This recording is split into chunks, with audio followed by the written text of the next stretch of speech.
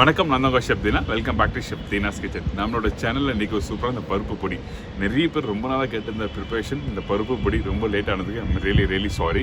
எனக்கு இந்த பருப்பு பொடி தெளிவாக நம்ம எப்படி பண்ணுறதுன்னு சொல்லி கொடுத்துருக்கோம். முக்கியமாக ஒரு சின்ன குறிப்பு கொடுத்துட்றேன். இந்த பருப்பு பொடி நீங்கள் எந்த அளவுக்கு ஸ்லோ ஃப்ளேம் வச்சு வறுக்கிறீங்களோ அந்தளவுக்கு இந்த பருப்பு பொடி நல்லா வரும். வறுக்கலைனா என்ன கேட்டிங்கன்னா உங்களுக்கு வந்து பொடி வந்து ஒரு மிக்ஸ் பண்ணி, அதாவது பவுடர் ரெடி பண்ணி முடித்த பிறகு கொஞ்சம் கெட்டி ஆகிடும் கொஞ்சம் நாள் கழிச்சு. ஸோ அதனால் வந்து பருப்பை நல்லா ப்ராப்பராக வந்து நீங்கள் ஃப்ரை பண்ணணும். இன்னொரு முக்கியமான விஷயம் அது என்னன்னா, பருப்பு நீங்கள் போடும்போது நீங்கள் வாயில் சாப்பிட்டு பாருங்கள், அப்போ உங்களுக்கு தெரியும் வித்தியாசம். அதுக்கப்புறம் இந்த பருப்பை ஒரு ஆஃப் டன் ஆகிற ஸ்டேஜில் நீங்கள் கையில் எடுத்தீங்கன்னா உங்களுக்கு கொஞ்சம் லைட்டாக சாஃப்டாக இருக்கும். அதுக்கு பிறகு ஃபுல்டாக நல்லா ரோஸ்ட் பண்ணி முடித்த பிறகு ஆற விட்டு சாப்பிடலாம், உங்களுக்கு அந்த க்ரன்ச்சியாக இருக்கும். ஸோ அதனால சொல்கிறேன், ஸ்லோ ஃப்ளேமில் வந்து நீங்கள் நல்லா வறுத்தீங்கன்னா இந்த மாதிரி க்ரன்ச்சியாக வரணும். அப்போ தான் அந்த பருப்பு பொடி சூப்பராக வரும். இப்போ இந்த ப்ரிப்பரேஷன் எப்படி பண்ணுறது பார்ப்போம். அதுக்கு முன்னாடி இந்த ப்ரிப்பரேஷன் தேவையான பொருட்கள் நம்ம என்னென்ன பார்த்தலாமா?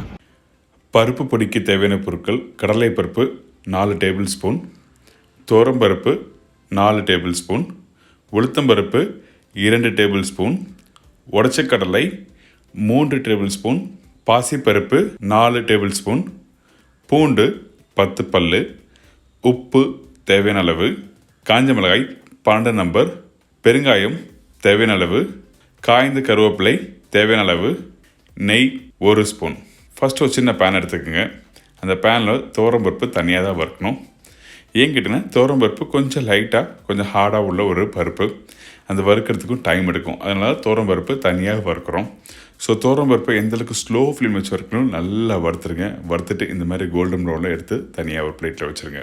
அதாவது வறுத்து முடித்த பிறகு கொஞ்சம் டைம் விடுங்க, ஒரு 2 நிமிஷம். அதுக்கப்புறம் நீங்கள் சாப்பிட்டீங்கன்னா உங்களுக்கு கிறிஸ்பியாக தெரியும். அப்போ அந்த பருப்பு ரெடி. இதுக்கப்புறம் இன்னொரு பேனில் வந்து கடலைப்பருப்பு ஆட் பண்ணுறோம். கடலைப்பருப்பு ஒரு 2 நிமிஷம் நல்லா ஃபஸ்ட்டு நல்லா வதக்கிடலாம். அதுக்கு பிறகு உளுத்தம்பருப்பு,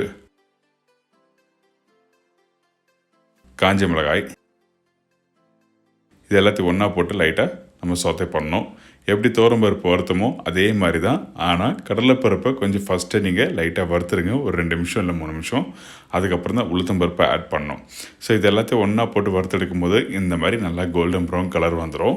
அதுக்கப்புறம் காய்ந்த கருவேப்பிலை, இந்த கருவேப்பிலை ஆட் பண்ணுறோம். நீங்கள் இந்த கருவேப்பிலை வந்து கொஞ்சம் லைட்டாக சன்லைட் முன்னாடி வச்சிங்கன்னா உங்களுக்கு வந்து நல்லா காஞ்சிரும். அப்படி இல்லைன்னா வீட்டில் ஒரு கார்னராக நீங்கள் காஞ்ச கருவேப்பிலை ஒரு தட்டில் வச்சிங்கன்னா ஆட்டோமேட்டிக்காக ஒரு 3 to 4 டேஸில் இந்த மாதிரி கருவேப்பிலை காஞ்சிரும். ஸோ இப்போ இது எடுத்து ஒரு தட்டில் மாற்றி வச்சுருங்க. அதுக்கப்புறம் வந்து மூணாவது ஒரு பேனில் வந்து 1/2 ஸ்பூன் நெய் ஆட் பண்ணணும். நெய் ஆட் பண்ண பிறகு இந்த பூண்டு வந்து நம்ம என்ன பண்ணால் வித் ஸ்கின்னோட இடித்து போடணும். இந்த பூண்டை நிறைய பேர் வந்து அந்த இட்லி பொடியிலையும் கேட்டிருக்காங்க. எதுக்காக ஆட் பண்ணால், பூண்டு எப்போயுமே ஒரு ஸ்ட்ராங்கான ஒரு ஃப்ளேவர் உள்ள ஒரு வெஜிடபிள். ஸோ அதனால தான் வந்து பூண்டு பொடிக்கு ஆட் பண்ணுறோம். இப்போ இந்த நெய்யில் வந்து இந்த பூண்டு நல்லா போட்டு லைட்டாக சோத்தை பண்ணினா இந்த மாதிரி கோல்டன் ப்ரௌன் கலந்துரும். நீங்கள் வறுத்து முடித்த பிறகு கையில் எடுத்து பார்த்தீங்கன்னா க்ரெஷ் ஆகும். அதுதான் கரெக்டான பக்குவம். இதுக்கு அடுத்த பருப்பு வந்து பாசிப்பருப்பு. பாசிப்பருப்பு வந்து ஆல்வேஸ் எப்போயுமே வந்து ஒரு நல்ல ஒரு டேஸ்ட் கொடுக்குற பருப்பு. 1/2 ஸ்பூனு கொஞ்சம் கம்மியாக நெய் ஆட் பண்ணிவிட்டு அதுக்கப்புறம் இந்த பாசிப்பருப்பை ஸ்லோ ஃப்ளேமில் வறுத்துருவோம். ஏன்னா இந்த பாசிப்பருப்பை போட்டு நீங்கள் வீட்டில் பண்ணி பாருங்கள், அதோட டேஸ்ட்டே வேறு. அதனால தான் வந்து இன்றைக்கி இந்த பாசிப்பருப்பு இதில் ஆட் பண்ணியிருக்கோம். இப்போ வறுத்து ரெடி பண்ணதை உங்களுக்கு காமிக்கிறேன். நல்லா கோல்டன் ப்ரௌன் கலரில் சூப்பராக நல்லா வந்திருக்கு. இதுக்கப்புறம் உடச்சக்கடலை. உடச்சக்கடலை எதுக்காக ஆட் பண்ணுறேன்னு கேட்டிங்கன்னா, உடச்சக்கடலை வந்து நல்ல ஒரு சாஃப்டான ஒரு பருப்பு வகை.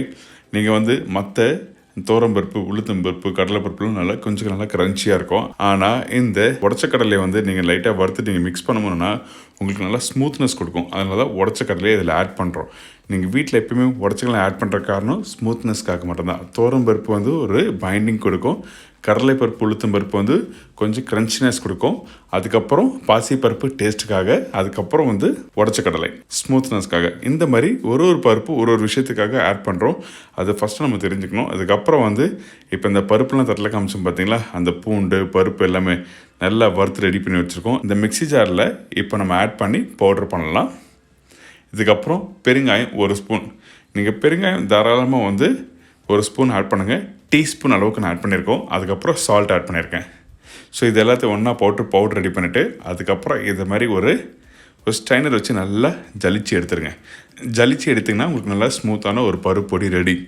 அதுக்கப்புறம் இன்னொரு முக்கியமான விஷயம், இங்கே மேலே கொஞ்சம் லைட்டாக அந்த பருப்பு வந்து அரையாமல் இருக்கும் பார்த்தீங்களா, அந்த பருப்பை திருப்பி மிக்சியில் அரைக்க முடியாது. அதனால் இந்த மீதி உள்ள பருப்பை எடுத்து நீங்கள் வீட்டில் துவையல் பண்ணுறீங்கன்னா அந்த டைமில் இது யூஸ் பண்ணலாம். இப்போது இந்த பருப்பு பொடி எப்படி பண்ணுறது உங்களுக்கு எல்லாருக்கும் ஈஸியாக தெரிஞ்சிருக்கும். கண்டிப்பாக வீட்டில் ட்ரை பண்ணி பாருங்கள். முக்கியமாக நீங்கள் சாப்பிடும்போது நல்லெண்ணெய் அப்படின்னா நெய்யோடு சாப்பிட்டீங்கன்னா ஒரு அருமையான ஒரு பருப்பு பொடி ரெடி. என்னங்க இந்த பருப்பு பொடி எப்படி பண்ணுறது எல்லாருக்கும் ஈஸியாக தெரிஞ்சிருக்கும். கண்டிப்பாக நீங்கள் வீட்டில் ட்ரை பண்ணி பார்த்துட்டு அதோட ஃபீட்பேக் கொடுங்க. இதே மாதிரி நாளைக்கு ஒரு சூப்பரான விஷயம் சந்திக்கிறேன். அதுவரை உங்கள் இடம் இந்த வீடியோ உங்கள் Shabdina. See you, bye bye, take care.